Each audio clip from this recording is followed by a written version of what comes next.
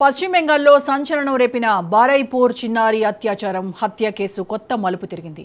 ప్రధాన నిందితుడు పోలీసుల ఎన్కౌంటర్లో మరణించగా, మరోవైపు అనుమానంతో అమాయక యువకుడి హత్య రాష్ట్ర వ్యాప్తంగా చర్చనీయాంశమైంది. నేరస్తుడికి శిక్ష, అమాయకుడికి న్యాయం, శాంతి భద్రతలపై ప్రభుత్వ చర్యలు, పోలీస్ వ్యవస్థ పాత్ర, రాజకీయ ఆరోపణలు, ప్రజల స్పందన ఇవన్నీ ఇప్పుడు బెంగాల్ రాజకీయాల్లో హాట్ టాపిక్గా మారాయి. అసలు బారుయిపూర్లో ఏం జరిగింది? ఈ కేసు ఎలా మలుపులు తిరిగింది? Let's watch.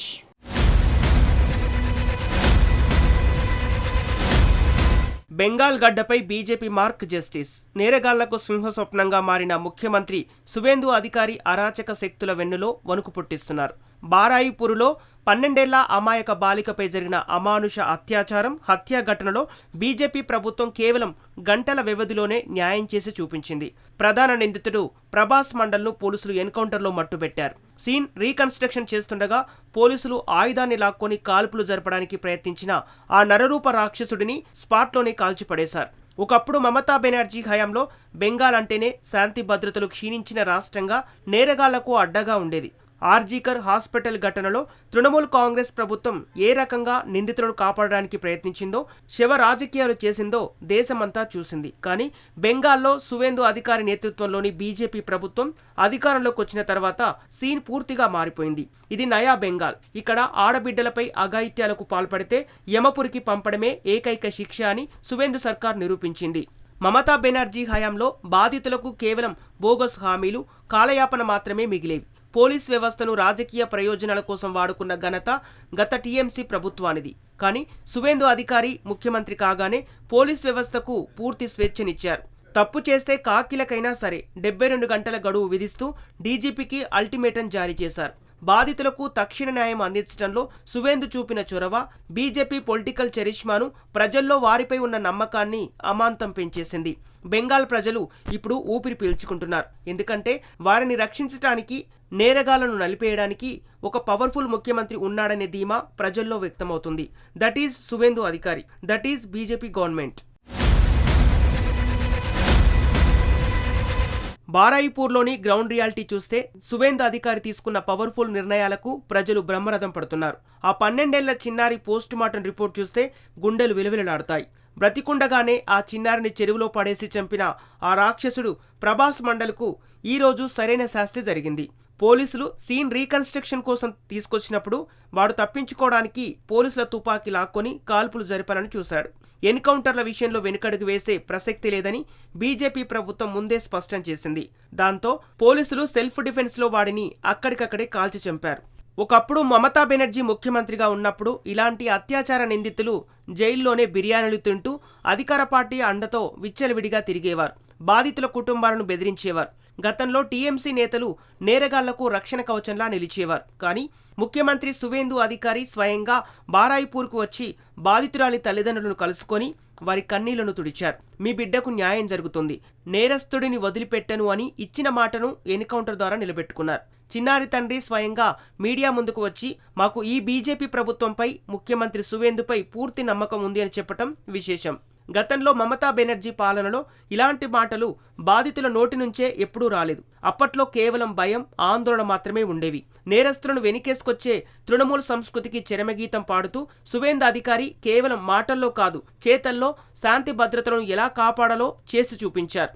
సూర్యాపూర్లో పోలీస్ అవుట్పోస్ట్ను కేవలం 7 రోజుల్లోనే ఏర్పాటు చేయాలని డీజీపీని ఆదేశించారంటే సువేందు పరిపాలన దక్షత, బీజేపీ ప్రభుత్వం వేగం ఎలా ఉంటుందో అర్థం చేసుకోవచ్చు.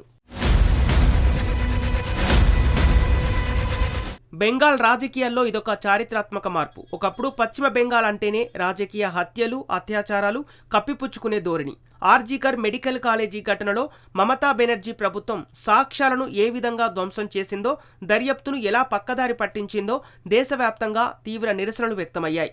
ఆ వైఫల్యమే తృణమూల్ కాంగ్రెస్ పతనానికి దారితీసింది. ఇప్పుడు ముఖ్యమంత్రి పీఠంపై సువేందు అధికారి కూర్చున్న తర్వాత బెంగాల్లో బీజేపీ చరిష్మా ఒక రేంజ్లో దూసుకుపోతుంది. యోగి ఆదిత్యనాథ్ బుల్డోజర్ మోడల్గా, హిమంత బిశ్వశర్మ అస్సాం మోడల్గా, ఇప్పుడు బెంగాల్లో సువేందు జస్టిస్ మోడల్ నడుస్తోంది. ఆడబిడ్డల జోలికొస్తే ఎంతటి వారినైనా వదిలిపెట్టే ప్రసక్తి లేదని సువేందు ఈ ఎన్కౌంటర్ ద్వారా చాటి చెప్పారు. ఈ కేసులో పోలీసులు 1% నిర్లక్ష్యం వహించినా సరే ఊరుకునేది లేదని సీఎం స్వయంగా డీజీపీ ఎస్ఎన్ గుప్తాకు 72 గంటల అల్టిమేటం ఇవ్వటం ఆయన పరిపాలన సామర్థ్యానికి నిదర్శనం. గతంలో మమతా బెనర్జీ తన సొంత పార్టీ గుండాలను కాపాడుకోవడానికి పోలీసులను వాడేవారు. కమిషనర్లను, ఐపీఎస్ అధికారులను కాపాడటానికి ధర్నాలు కూడా చేసిన చరిత్ర మమతాదే. కానీ సువేందు అధికారి ముఖ్యమంత్రి కాగానే ఆర్జీకర్ కేసును తప్పుదోవ పట్టించిన 3 టాప్ ఐపీఎస్ అధికారులను సస్పెండ్ చేసి హిస్టరీ క్రియేట్ చేశారు. అదే కఠినమైన సందేశాన్ని ఈ బారాయిపూర్ కేసులోనూ ఇచ్చారు. బెంగాల్లో శాంతి భద్రతలను పునరుద్ధరించడమే కాకుండా ప్రజల్లో ప్రభుత్వంపై, పోలీస్ వ్యవస్థపై కోల్పోయిన నమ్మకాన్ని తిరిగి తీసుకురావడంలో బీజేపీ ప్రభుత్వం 100% సక్సెస్ అయింది. ఈ యాక్షన్ ఓరియంటెడ్ పాలిటిక్స్ వల్లే బెంగాల్ వ్యాప్తంగా బీజేపీ చరిష్మా సరికొత్త శిఖరాలకు చేరుకుంటోంది. సువేందు అధికారి మార్కు పాలనలో కేవలం బాధితులకే కాదు, తప్పుడు ప్రచారాల వల్ల అన్యాయానికి గురైన వారికి కూడా తక్షణ న్యాయం లభిస్తోంది. బారాయిపూర్ ఘటన తర్వాత ఉద్రిక్తత పరిస్థితుల నడుమ కేవలం అనుమానంతో ఇంద్రజిత్ తాంతి అనే 26 ఏళ్ల అమాయక యువకుడిని గుంపుగా చేరి కొట్టి చంపారు. అయితే ముఖ్యమంత్రి సువేందు అధికారి దీనిపై కూడా అత్యంత మానవీయంగా, అంతే కఠినంగా స్పందించారు. ఇంద్రజిత్ తాంతి అమాయకుడని పోలీసుల ప్రాథమిక విచారణలో తేలడంతో అతని కుటుంబానికి న్యాయం చేస్తామని, ఆ యువకుడి మరణానికి కారణమైన వారిపై తక్షణమే హత్య కేసు నమోదు చేయాలని సీఎం ఆదేశించారు. నేరం చేసిన వాడు ఎంతటి వాడైనా శిక్ష అనుభవించాల్సిందే. అదే సమయంలో అమాయకుడిపై దాడి జరిగితే ప్రభుత్వం ఊరుకోదని నిరూపించారు.